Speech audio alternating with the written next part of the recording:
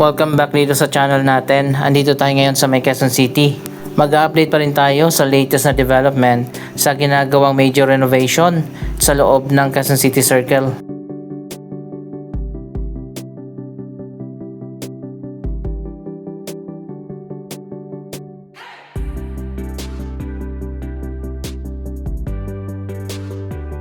So ayun guys, sa ngayon dito na sa gitna ang ginagawa na renovation. Ito naman ang panibagong segment of phase ng project. Kung napanood nyo yung mga previous vlog natin, dyan sa loob tapos na nga yung skate park. May mga bago ng walkway, mga bike lane at jogging path at marami pa mga sports facilities ang tinatayo dyan sa loob.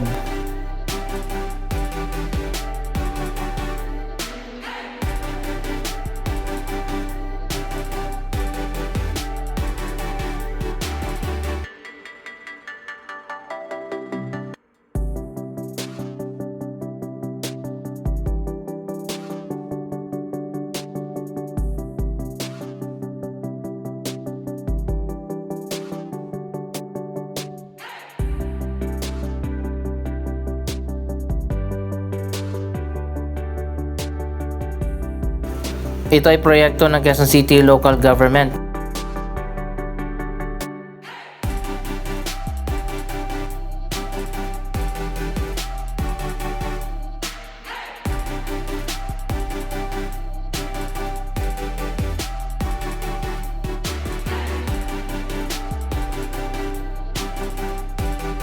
Ang bagong project naman na ginagawa ngayon ay tinatawag na Commonwealth Promenade.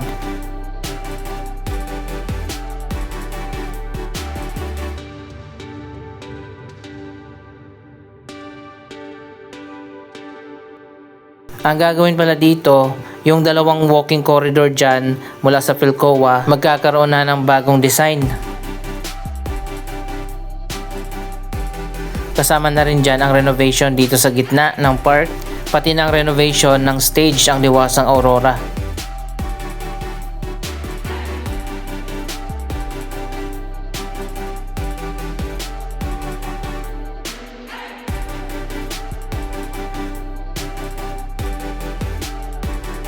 Tinanggal na pala yung mga food outlets dito at nilipat na doon sa kabilang side.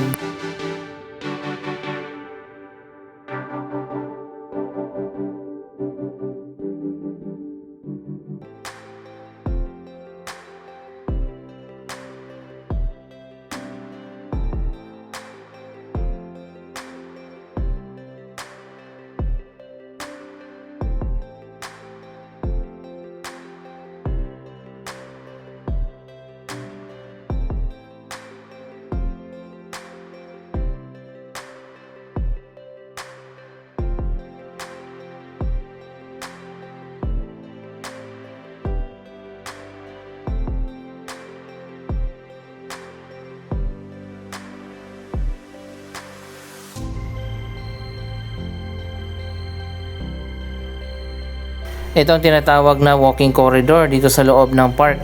Abangan natin ang bagong design nito.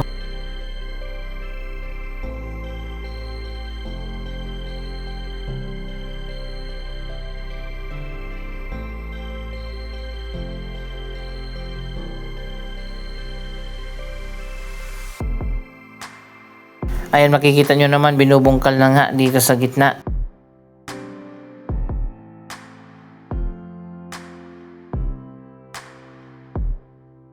Isasabay na rin ang renovation ng stage. Ano kaya magiging design dito? Abangan natin.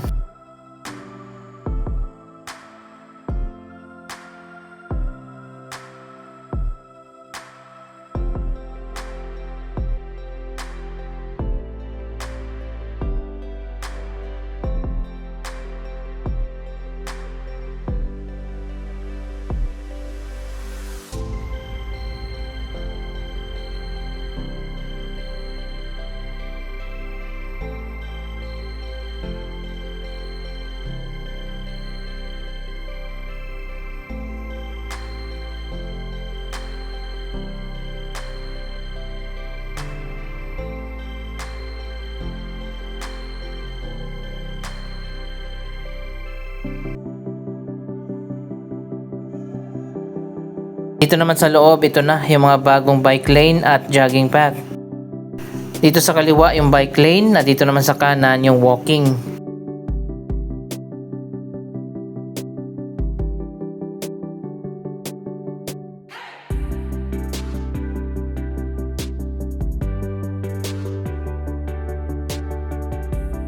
Ganito na yung itsura ng bagong walkway kapag malinis na.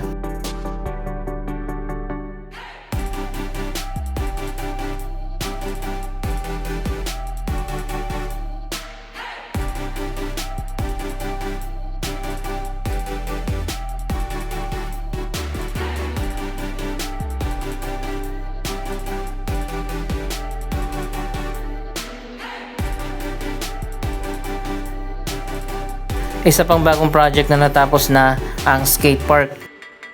Open na nga ito sa public at pwede na mag-skate dito. Kami mga itinayo na bagong restroom sa iba't ibang bahagi ng park. Ayan, ganito yung design ng mga bagong restroom.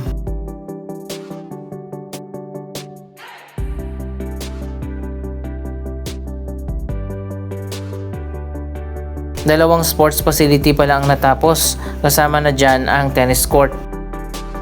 Open na rin ito sa public at pwede na maglaro.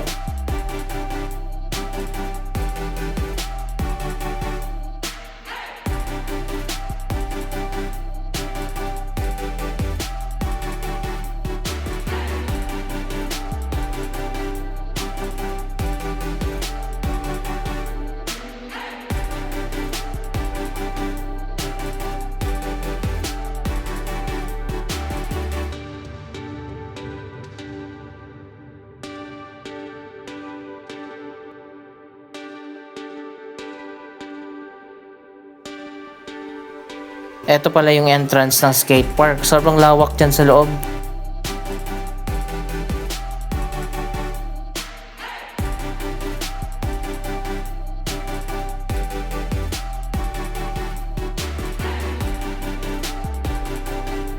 May mga upuan din dito sa labas.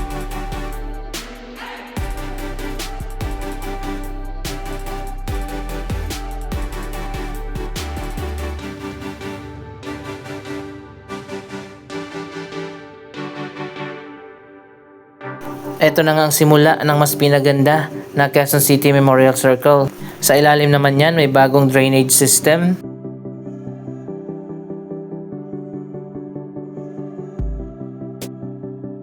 Ito na yung bagong kalsada dito at meron pang pedestrian walkway.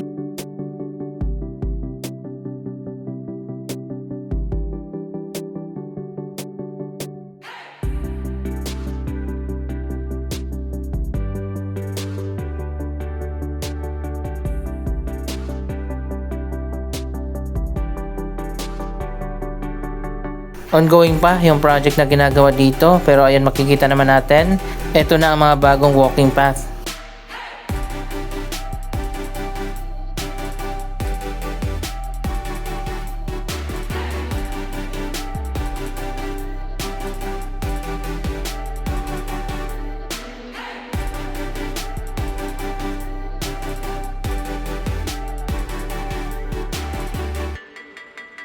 Meron na palang inilagay dito sa loob. Ano kaya to?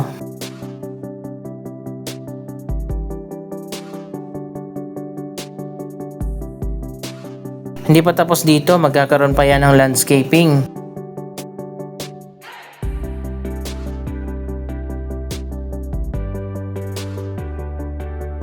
Magiging ganito ang design yan kapag natapos na.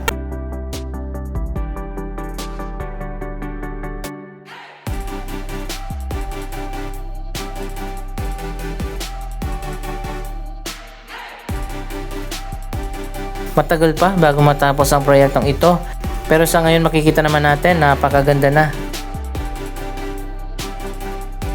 Dito naman yung water retention at detention pond. Ito naman yung bridge na nagko-connect sa magkabilang bahagi ng pond.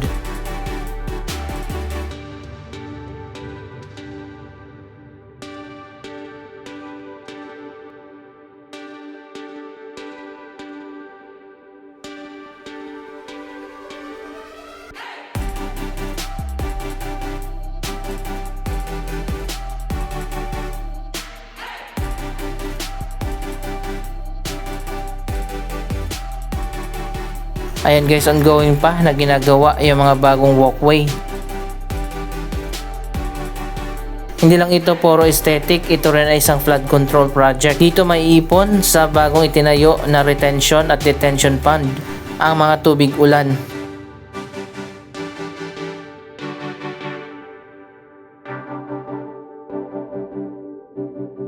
Dati na ipakita ko na to sa inyo yung mga poster ng iba't ibang mga projects na gagawin dito. Yung iba ay natanggal na pero ito ang ilan sa mga gagawin. Magkakaroon ng dog park, administration building, e-tricycle terminal, magkakaroon din ng futsal court, tennis court, tapos na yan, skate park, tapos na. Ayan yung Liwasang Aurora, magkakaroon ng renovation, yung stage dun sa gitna. May multi-purpose open field, dito yan sa kabilang side.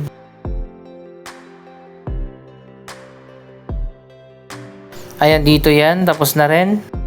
At yung sinabi ko kanina na water retention at detention pond, may mga water features pa. Magkakaroon pa ng iba't ibang sports facilities katulad ng badminton court, volleyball court at basketball court.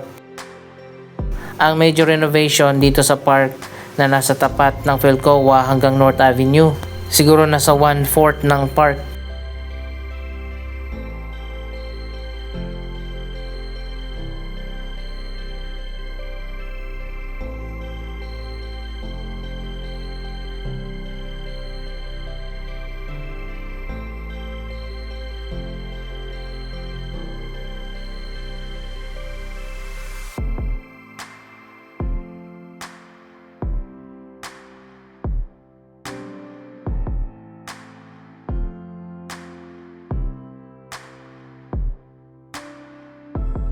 Magiging konektado yung mga bagong street na ginagawa sa loob.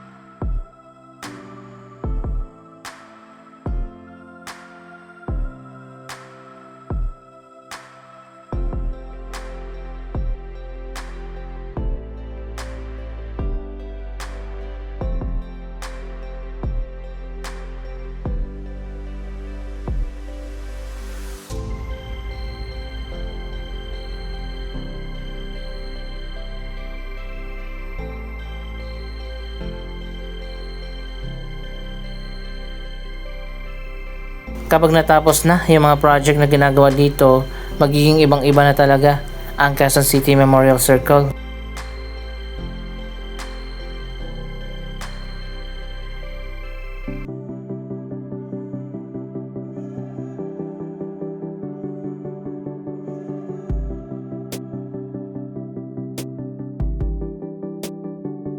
Ito naman yung walkway papunta dyan sa may Philcoa Underpass.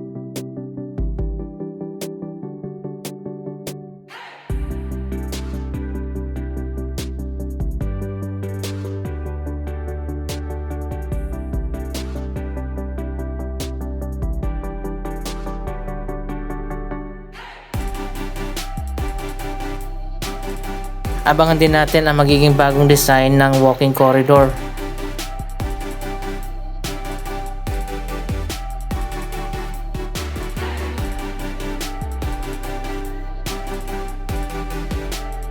Isa pang project na natapos dito, ang renovation ng Philcoa Underpass.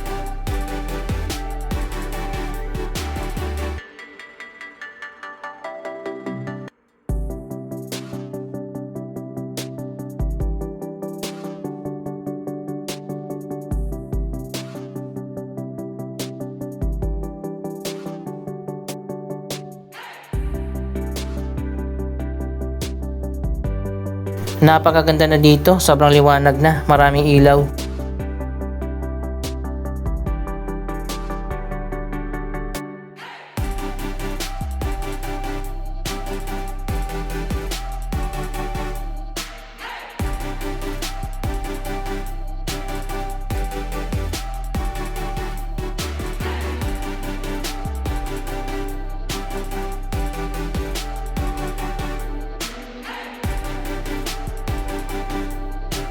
Yan muna ang pinaka-latest na updates sa iba't ibang mga projects na ginagawa dito sa Quezon City Circle. Ano masasabi nyo sa mga proyektong ito? Mag-comment lamang dyan sa baba ng inyong mga reaksyon.